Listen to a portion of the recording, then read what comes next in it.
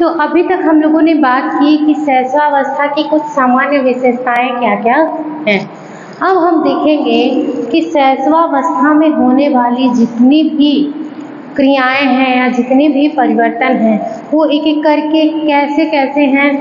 तो देखते हैं, सबसे पहली बात शारीरिक विकास संबंधी विशेषताएं। शैशवावस्था में बालक के विकास को अगर कैटेगराइज किया जाए तो उसकी शारीरिक जो क्रियाएं हैं या जो शारीरिक परिवर्तन है उसको हम एक तरफ रख सकते हैं, उसके मोटर डेवलपमेंट को दूसरी तरफ रखा जा सकता है, उसके संवेगात्मक विकास को अलग रखा जा सकता है, उसकी सहज क्रियाओं को अलग रखा जा सकता है। तो अलग अलग सेगमेंट में बांट करके हम शैशवावस्था की जो विशेषताएं हैं, जो विशिष्टता है, उसको हम लोग देखेंगे। देखिए, शारीरिक विकास संबंधी जो विशेषताएं होती हैं, जैसा कि हमारे शरीर के जितने भी अंग हैं उनका शैशवावस्था में प्रारूप क्या होता है उसको देखिए। तो नवजात शिशु का जो आकार होता है ना, वो 18 से 20 इंच तक का, यानी कि उसकी जो लंबाई है वो कितनी होती है, 18 से 20 इंच। जब बच्चा माता के गर्भ में एक भ्रूण के रूप में अपना स्थान ग्रहण करता है तो वो आलपिन के सिर के बराबर उसकी संरचना होती है, जिसे हम लोग नेकेड आई या नंगी आंखों से नहीं देख सकते हैं, उसको हम लोगों को माइक्रोस्कोप से देखना पड़ेगा। लेकिन यहाँ पर जब बच्चा 9 महीने के अंतराल में माता के गर्भ में डेवलप होता है तो यहाँ पर क्या हो जाता है, बच्चे की जो आकृति है उसमें परिवर्तन हो जाता है। कैसे? वृद्धि और विकास के द्वारा। शरीर में आकार एवं भार में जो आनुपातिक परिवर्तन होता है उसे ही हम क्या कहते हैं, उसे ही हम वृद्धि के नाम से जानते हैं। अब यहाँ पर एक नवजात शिशु के अंदर जो भी वृद्धि हुई है उसको हम लोग इस प्रकार परिलक्षित देखते हैं कि बच्चे की लंबाई 18 से 20 इंच के लगभग है और बच्चे का वजन अगर 2.5 किलोग्राम से 3.5 किलोग्राम या 3 किलोग्राम तक भी है तो बच्चा क्या है, स्वस्थ है। अगर बच्चे का वजन 2 किलोग्राम से कम है तो बच्चा क्या है, अस्वस्थ माना जाएगा, अंडरवेट माना जाएगा। तो ऐसे में उसको एक्स्ट्रा केयर की ज़रूरत पड़ेगी, उसे NICU में कुछ दिनों तक रखना होगा, एक्स्ट्रा ट्रीटमेंट की ज़रूरत होगी। बच्चा जब अपने वेट को कवर करना स्टार्ट करेगा तभी वो अपने एटमॉस्फेयर में सर्वाइव कर सकता है, अदरवाइज उसके लिए बहुत मुश्किल भरी बात है। अब देखिए, उसके वेट और उसकी लंबाई, इन चीज़ों को प्रभावित क्या क्या करता है भाई। माता जो है वो जिस प्रकार का आहार ग्रहण करेगी वो उसके बच्चे को सीधा सीधा इफेक्ट करता है। इसीलिए कहा जाता है कि एक गर्भवती स्त्री को शारीरिक श्रम करने वाले पुरुष के बराबर कैलोरी की आवश्यकता होती है। यानी कि जनरली अगर 1600 से 1800 कैलोरी की नीड, डेली नीड अगर एक महिला को है उसके काम के अनुसार, वहीं अगर जब वो गर्भवती हो जाती है तो उसे 2400-2600 कैलोरी की आवश्यकता क्यों होने लगती है? क्यों? क्योंकि उसके शरीर के अंदर भी जो एक जीव पल रहा है उसे भी पोषक तत्वों की आवश्यकता है, उसे भी भोजन की आवश्यकता है, उसे भी, चूँकि उसमें तो पूरी वृद्धि हो रही है, नए अंगों का निर्माण हो रहा है, तो वहाँ पर तो और भी अधिक आवश्यकता है। तो माता का जो आहार है अगर यह संतुलित है, पोषक तत्वों से भरपूर है, यानी कि इसमें कार्बोहाइड्रेट, प्रोटीन के साथ साथ विटामिन्स, मिनरल्स, जो चीज़ें हैं, ये सारे खनिज तत्व, ये सभी जब उसके भोजन में समुचित मात्रा में, एक संतुलित मात्रा में उपस्थित हैं तो बच्चे का आकार, बच्चे का भार, ये सभी बैलेंस होगा। वहीं अगर माता के आहार में कमी है तो बच्चा क्या करेगा, बच्चा पूरी तरीके से विकसित नहीं होगा। अभी तो देखिए कि बच्चे को जब माता के भोजन से पोषण नहीं मिलता है तो बच्चा माता के शरीर से अपने पोषक तत्वों को खींचना शुरू कर देता है। ऐसे में माँ के शरीर के अंदर कमजोरी आने लगती है और फिर उसके लिए क्या हो जाता है, उसके लिए जो उसका बच्चे को जन्म देने के बाद जो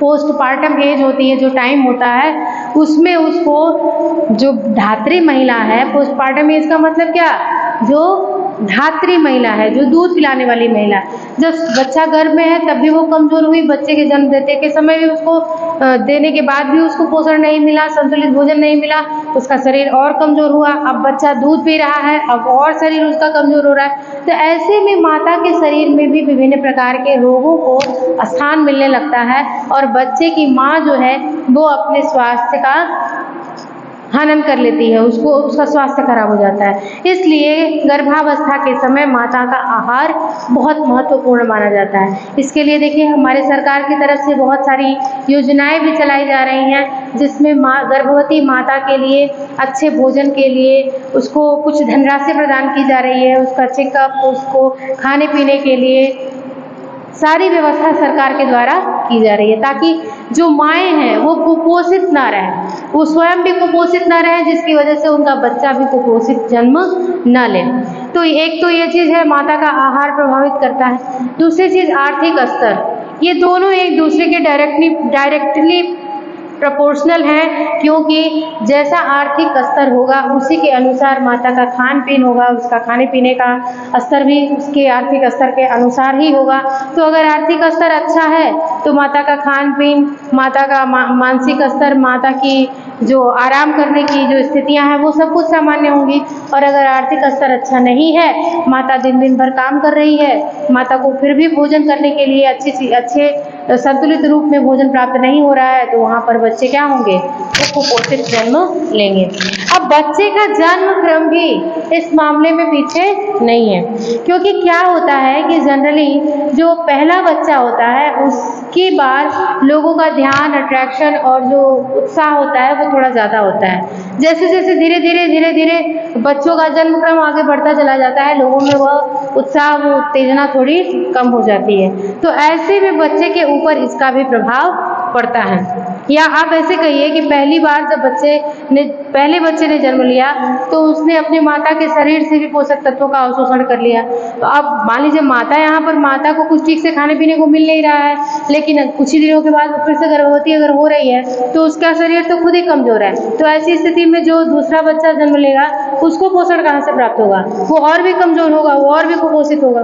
गर्भस्थ शिशु की क्रियाएं, जनरली देखा गया है कि जो बच्चे माता के गर्भ में ज़्यादा एक्टिव होते हैं, ज़्यादा क्रियाशील होते हैं, वो कैसे होते हैं, वो दुबले पतले से होते हैं। छरहरे तो होंगे लेकिन उनका जो वजन होगा वो कम होगा, लंबाई अधिक होगी लेकिन जो वजन होगा वो कम होता है। तो ये तो था कि नवजात शिशु का आकार और उसका प्रभावित करने वाले जो कारक हैं वो आपने यहाँ पर देख लिए। अगला पॉइंट है आपका शारीरिक अनुपात। एक छोटे से बच्चे का जो शरीर का अनुपात है ना, अनुपात का मतलब क्या कि उसके धड़ और सर के बीच जो संतुलन है वो क्या है। अब जैसे ये सर है और ये क्या है, ये धड़ है, तो इसके बीच का ये जो संतुलन है ना वो 1/4 का होता है।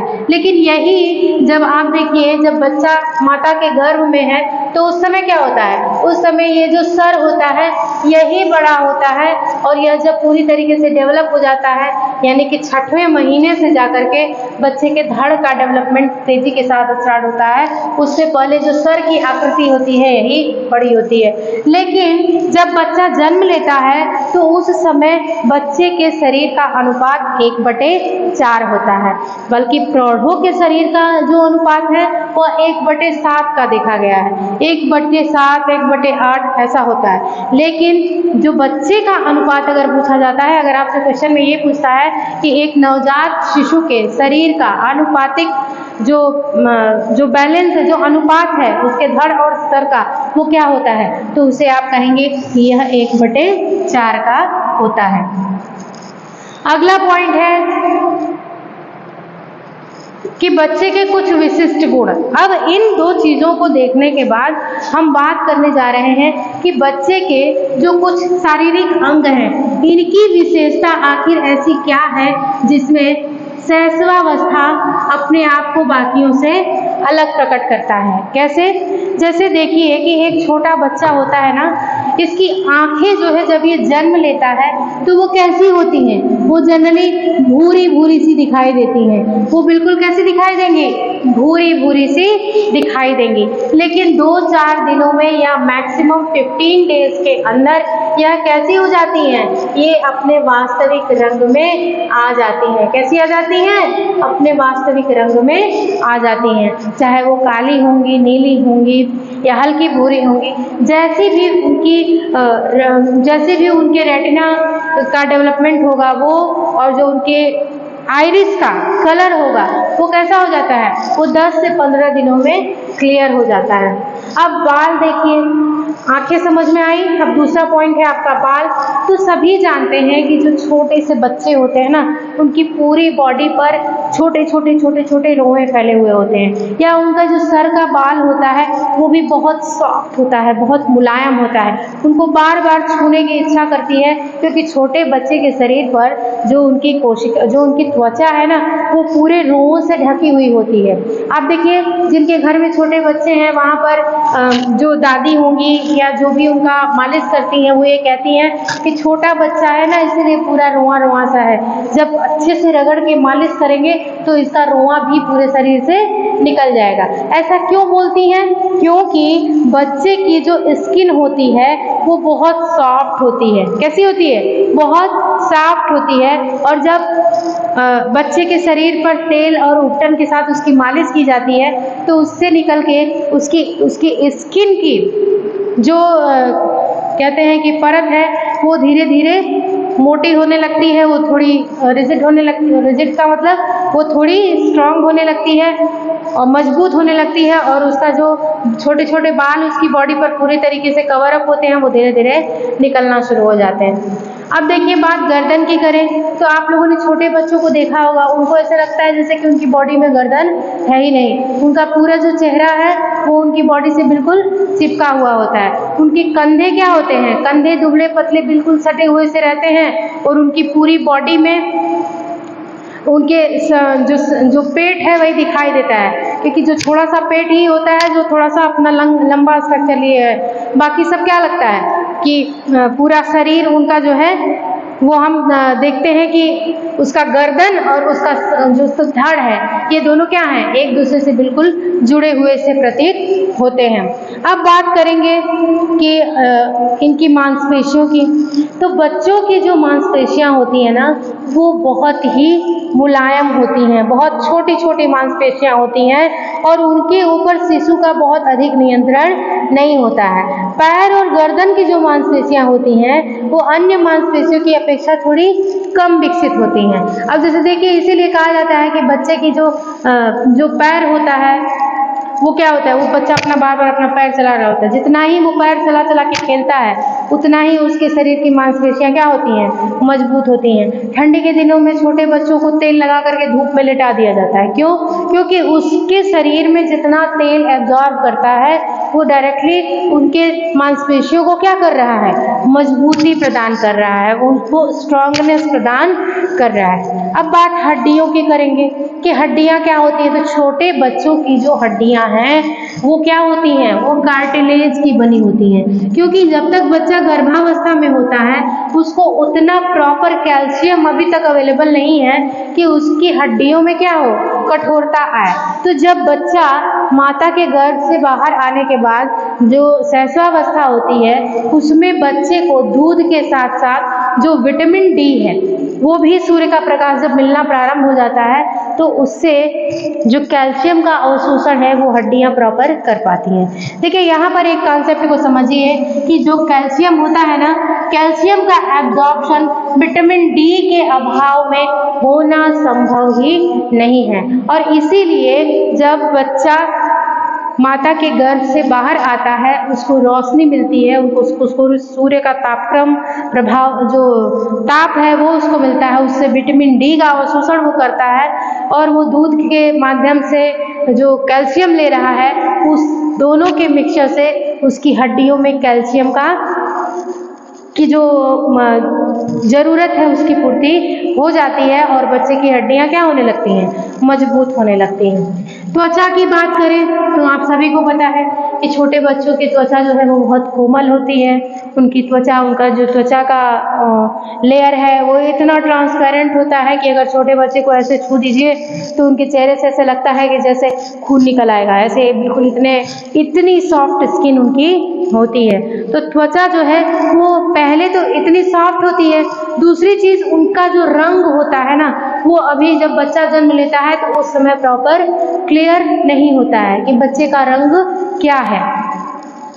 पहले बच्चा जो है वो हल्का हल्का उसकी पूरी स्किन रेड दिखाई देती है, रेडिश दिखाई देती है। धीरे धीरे 10-15 दिन के अंदर वो क्या हो जाता है, अपना कलर चेंज कर लेता है। इसीलिए जब बच्चा जन्म लेता है तो लोग कहते हैं कि बिल्कुल गोरा गोरा सा बच्चा जन्म लिया है। तो अभी आप उसी में से अपने कुछ अनुभवी लोगों को कहते हुए सुन लेंगे, घर के जो बुजुर्ग हैं या जो मम्मी लोग होती हैं वो लोग बताती हैं कि नहीं नहीं, अभी ये अपना कलर बदलेगा, अभी ये अपने कलर में प्रॉपर नहीं आया है, 10-15 दिन बाद पता चलेगा कि इसका रंग कैसा है।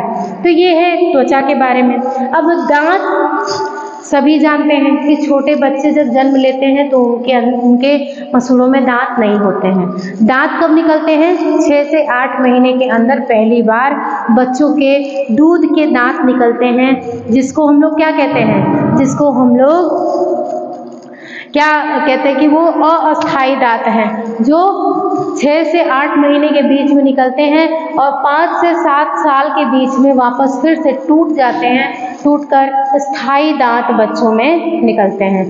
तो दूध के दांत निकलते हैं। कभी कभी ऐसा भी देखा जाता है कि जो छोटे बच्चे हैं उनके अंदर जन्म के समय भी आगे के 2 दांत होते हैं, छोटे छोटे दांत देखे जाते हैं। ऐसा क्यों होता है? ऐसा कैल्शियम की कमी के कारण होता है। जब माता के आहार में कैल्शियम की पूरी प्राप्ति उसको नहीं हो रही होगी तो ऐसी समस्या देखने को मिलती है। अब ये तो आपने शरीर के अंगों के विशिष्टताओं के बारे में देख लिया कि छोटे बच्चों के ये जो अंग हैं इनमें क्या विशिष्टता इस अवस्था में देखने को मिलती है। अब हम बात करेंगे कि शरीर शास्त्रीय क्रियाएं, यानी कि शरीर का जीवित होना। ये किस बात, जीवित होना हम कैसे मानेंगे? भाई बच्चा जीवित है, बच्चा स्वस्थ है, इसको समझने के लिए कुछ प्रामाणिकताएं भी तो चाहिए। क्या होती है प्रामाणिकताएं? श्वसन क्रिया। भाई बच्चे का जो शरीर है, बच्चे के अंदर श्वसन क्रिया प्रॉपर रूप से चल रही है, तभी तो सांस अगर हमारे अंदर नहीं चल रही है तो हम जीवित कैसे हैं? उसी तरीके से बच्चे की सांस भी प्रॉपर चल रही है तो वह क्या है? स्वस्थ है। अब एक बच्चा 1 मिनट में कितनी बार सांस लेता है? अब हम लोग क्या करते हैं, हम लोग तो मान लीजिए 18 से 20 बार एक मिनट में सांस ले लिए। जहाँ तक बात अगर आपके दिमाग में आ रही है कि 72 बार सुना है तो 72 बार आपने धड़कनों के बारे में सुना है, सांस के बारे में नहीं। एक एडल्ट जो है वो 1 मिनट के अंदर अगर वो नॉर्मल रूप से सांस ले रहा है तो 18 से 20, मैक्सिमम 22 इतना जाएगा, इससे अधिक नहीं जाएगा। श्वसन क्रिया आप देखिए 40 से 45 प्रति मिनट एक छोटे बच्चे की होती है। और जब वही बच्चा नॉर्मल पोजीशन में जब वो सो रहा होता है तो ऐसे में क्या होता है, उसकी जो सांसें होती हैं उनकी मात्रा, उनकी जो नंबरिंग है वो कम हो जाती है, वो 33.3 पर मिनट हो जाती है। लेकिन वही बच्चा जब चिल्लाना शुरू करता है, जब रोना शुरू करता है, तो ऐसे में क्या होता है, ये बच्चे की जो सांसें हैं वो 1 मिनट में 133 तक भी चली जाती हैं कि एक बार में वो 133 सांस पर मिनट वो लेना शुरू कर देता है जब वो रोना स्टार्ट करता है। अब देखिए, अब बात हम करेंगे तापक्रम की कि एक छोटे बच्चे के शरीर का तापक्रम लगभग कितना होता है। भाई एक छोटे बच्चे का शरीर का तापक्रम ना जनरली 92 डिग्री फ़ारेनहाइट से लेकर के 98 या 99 डिग्री फ़ारेनहाइट तक माना गया है, या सेल्सियस में बात करें तो 37 डिग्री सेंटीग्रेड तक माना गया है, देखा जाता है। बच्चों में क्या होता है ना कि इतना उनके शरीर में तापक्रम बराबर बना रहता है। इससे क्या होता है, इससे बच्चे के अंदर जो भी बाहरी बैक्टीरिया, फंगल इन्फेक्शन या कुछ भी अगर ऐसा होता है तो उनका शरीर तुरंत क्या कर देता है, तुरंत उसके लिए रिएक्ट कर देता है। अब यहाँ पर फंगल और बुखार का क्या रिलेशन है? आप सभी शायद जानते हो कि बुखार क्या है। बुखार हमेशा हमारे शरीर का मित्र है। बुखार हमारे शरीर का दोस्त होता है। हमारा शरीर गर्म क्यों होता है? जब बाहरी बैक्टीरिया या बाहरी वायरस कुछ भी हमारी बॉडी में इंटर करके हमें हार्म करने का प्रयास करता है तो हमारा इम्यून सिस्टम हमारी बॉडी के टेम्परेचर को इंक्रीज कर देता है, ताकि जो बाहरी फंगल बाहरी बैक्टीरिया आया है वो उस तापक्रम के प्रभाव से निष्क्रिय हो जाए और अपनी जो हार्मफुल एक्टिविटी है उसको वो हमारी बॉडी में क्रिएट न कर पाए। यानी कि बुखार जो है वो बाहरी फंगल बैक्टीरिया बाहरी इन्फेक्शन से हमको बचाने का काम करता है। अब यहाँ बात बच्चे की करें तो छोटा बच्चा क्या करता है, इसके शरीर का तापक्रम तो बहुत जल्दी परिवर्तित होता रहता है। अब देखिए, अभी 2 घंटे पहले बच्चा बिल्कुल ठीक ठाक खेल रहा था, अभी उसको बुखार हो गया। फिर क्या करते हैं हम, थोड़ी सी दवा, हमने 2-3 डोज उसको दवा पिलाई, उसका नॉर्मल हो गया बुखार। फिर कुछ और थोड़ा सा दिक्कत हुआ उसको, फिर तुरंत से बुखार चढ़ गया। तो ऐसा क्यों होता है? क्योंकि बच्चा कोमल है, बच्चा नवजात है, अभी उसका इम्यून सिस्टम इतनी स्ट्रांगली प्रिपेयर नहीं है, फिर भी उसका शरीर बैक्टीरिया इन्फेक्शन के प्रति तुरंत रिस्पॉन्ड करता है, जिससे उसके शरीर में कोई भी ऐसा इन्फेक्शन अपना स्थान न ले सके जो उसकी बॉडी को हार्म करे। तो ये है आपका तापक्रम, यानी कि तापक्रम कितना होता है 98 यहाँ पर लिखा है।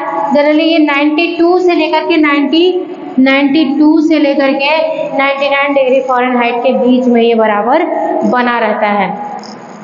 अब हम बात करेंगे शरीर के बाकी क्रियाओं के बारे में।